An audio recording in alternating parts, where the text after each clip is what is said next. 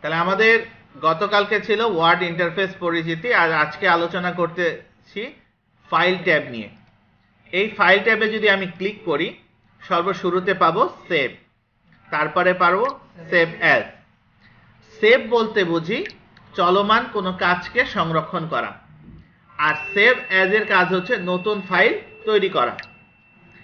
আমি এখানে উদাহরণস্বরূপ দেখাতে যাচ্ছি যে আমার এখানে কিছু লেখা আছে, আমি এই লেখাটাকে কিছু এক্সটেনশন করে নিই।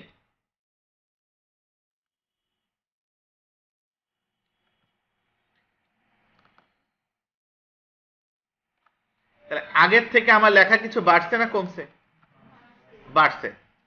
এখন আমি চাচ্ছি এই কাজটা চলমান, যেহেতু আমার, আমি জাস্ট ফাইল থেকে সেভে ক্রিয়েট করে দিলাম। এখন যদি আমি ফাইল থেকে বের হয়ে আসি এবং আবার যদি এই ফাইলে প্রবেশ করি, তাহলে আগের চাইতে এখন কি বর্ধিত অংশটুকু আছে না?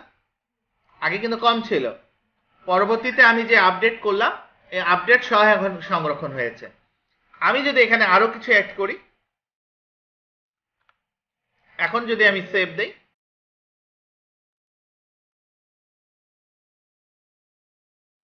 দেখেন তো স্যার, তাহলে আমার চলমান কাজকে সংরক্ষণ বোঝানোর জন্য আমি কি ব্যবহার করব? সেভ। আমরা যখন কোনো ডকুমেন্ট নিয়ে কাজ করব, পার্সোনাল হোক অফিসিয়াল হোক, একটা অভ্যাস রাখার চেষ্টা করব, সেটা হচ্ছে প্রতি লাইন অন্তর অন্তর কন্ট্রোল এস, কন্ট্রোল এস।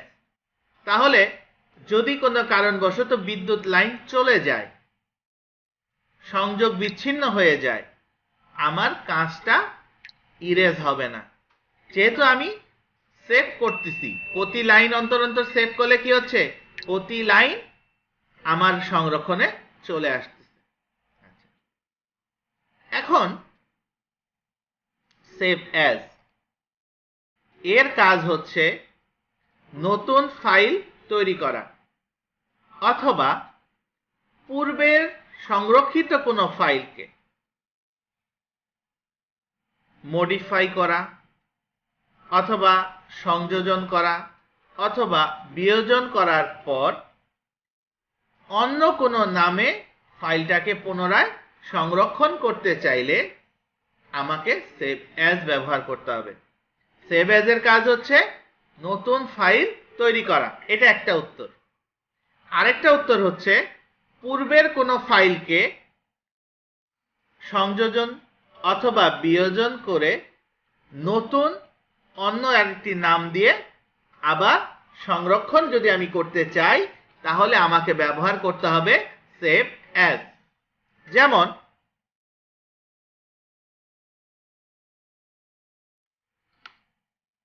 আমার এই দুইটা লাইন দরকার, বাকিগুলো আমার প্রয়োজন নেই, কিন্তু বাকিগুলো অবশ্যই আমার ইম্পর্টেন্ট ডকুমেন্ট। আমি এখন কি করলাম, যদি এটাকে সরাসরি আমি সেভ দিয়ে দেই এইভাবে, এবং এখান থেকে যদি আমি বের হয়ে চলে আসি, পরের দিন যদি আমি ফাইলটাকে ওপেন করি, দেখেন আমার বাকি কাজগুলো কিন্তু চলে গেছে, কারণ আমি ফাইলটা যতটুকু মডিফাই করেছি সংরক্ষণ করে ফেলেছি। এখন এতে কি হচ্ছে, আমার মূল যে ফাইলটা আছে এটা নষ্ট হয়ে গেল, কিন্তু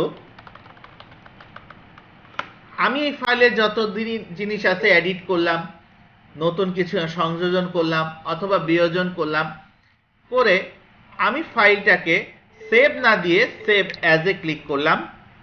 এখানে দেখেন ফাইলের নাম demo1 দেয়া আছে, আমি এটাকে ইরেজ করে demo3 দিয়ে দিলাম, কথার কথা, দিয়ে জাস্ট সেভে ক্লিক করলাম, ফাইলটা কিন্তু সেভ হলো। এখন যদি আমি demo1 ওপেন করে দেখি, তাহলে demo1 এ আমার যতটুকু ছিল ততটুকুই আছে কিন্তু, এবং demo3 তে আমি যা করেছি তা আছে। এখন দেখেন এই demo3টাকে আমি এই মাঝের অংশটুকু আমি বাদ দিয়ে দিচ্ছি।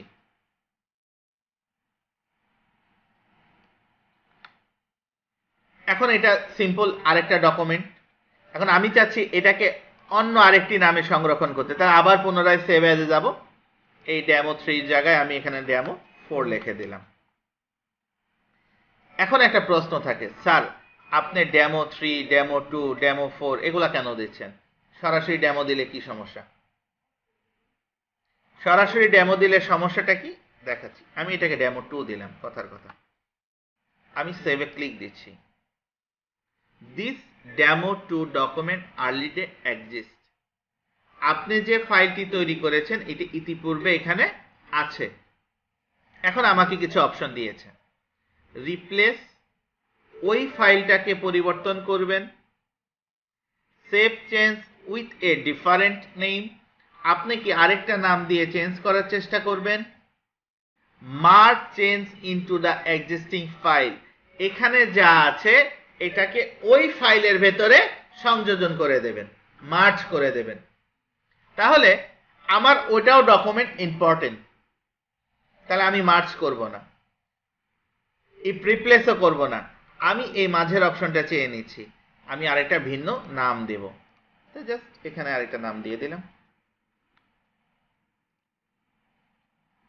এখন আমার ডকুমেন্টটা কি হলো, আমার ডেমো 3 তে গেলে ডেমো 3 পাচ্ছি, ডেমো 4 এ গেলে ডেমো 4টাকে পাচ্ছি,